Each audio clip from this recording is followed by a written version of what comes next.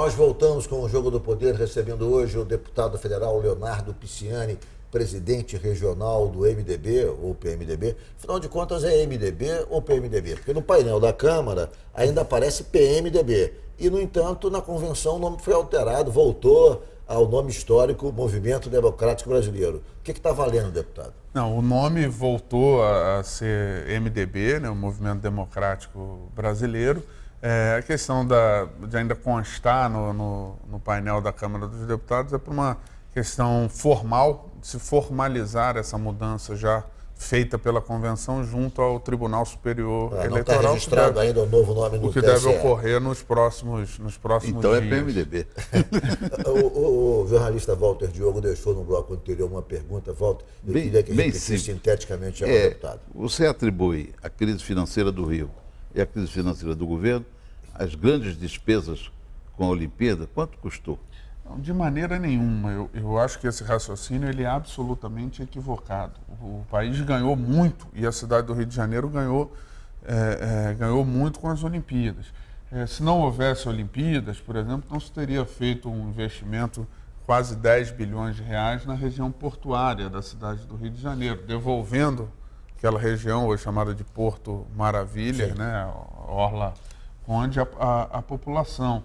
Não se teria construído vias expressas, como a Transolímpica, os túneis da Grota Funda, mais de 100 quilômetros de BRTs, a linha 4 do metrô até a Barra da Tijuca. Todos esses avanços, volumes de investimentos que geraram renda, geraram emprego e modernizaram a cidade, se devem à realização dos Jogos Olímpicos, né?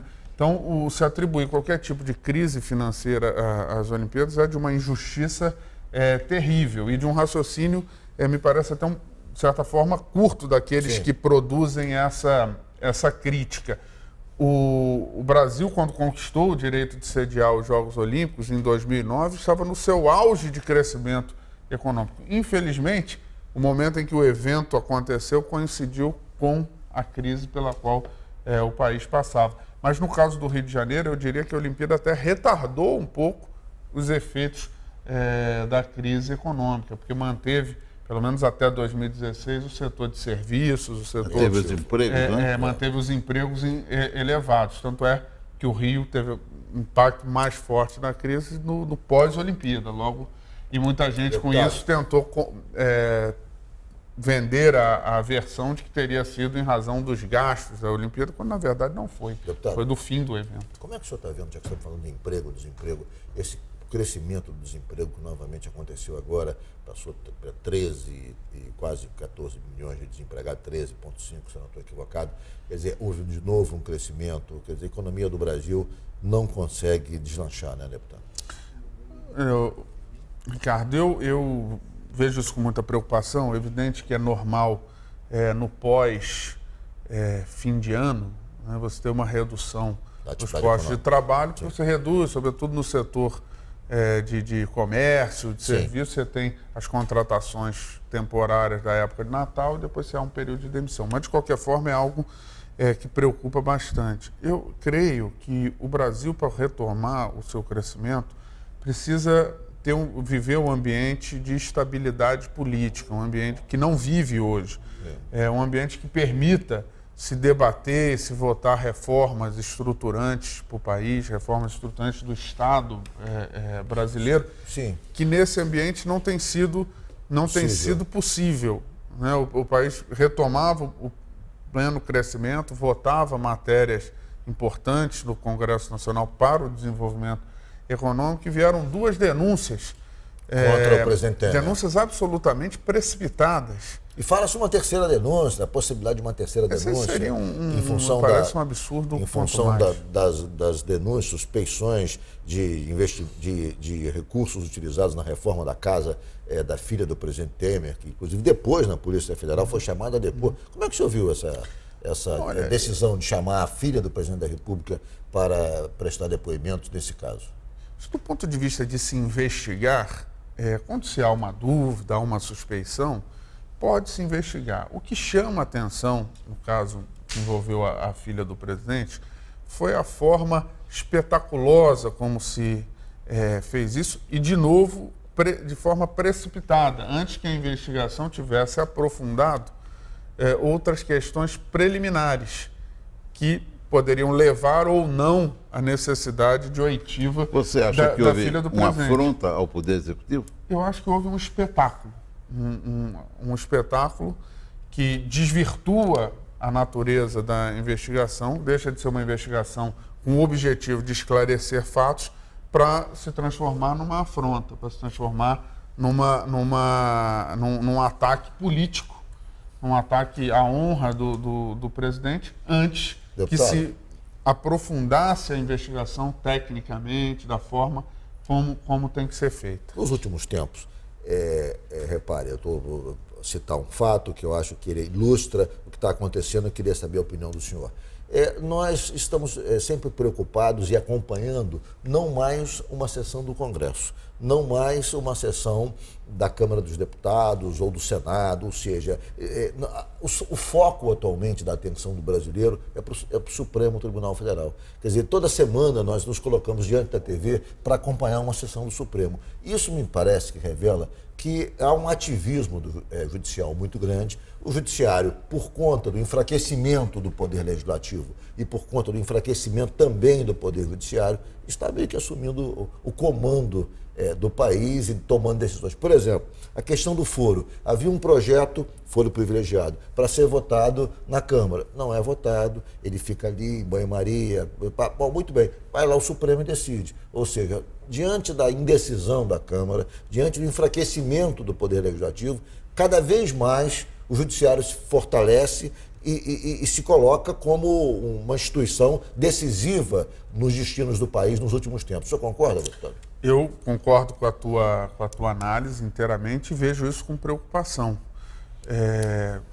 As instituições, os poderes, eles devem ter equilíbrio, sobretudo na democracia, onde aquilo que deve governar o país deve ser a vontade popular, que se exerce através do voto, através da disputa das eleições. O Poder Judiciário, ele não é um poder eleito, ele é um poder que deve ter preservado as suas prerrogativas de aplicar a lei, mas limitada à aplicação da lei. O que nós temos visto é o Supremo verdadeiramente legislar, né? O Poder Judiciário verdadeiramente usurpar atribuições que são do Poder Legislativo e até do Poder Executivo. Exato. Você veja que recentemente, sem entrar no mérito, mas nós tivemos recentemente algo impensável. Um juiz de primeira instância suspender um ato do presidente da República, que é a nomeação de um ministro de Estado, que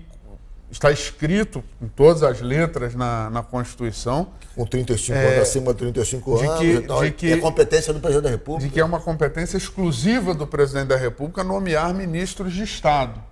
Então, é o tipo de interferência, a meu ver, absolutamente inconstitucional. Agora, falta capacidade do Poder Legislativo e do Poder Executivo retomarem as suas prerrogativas.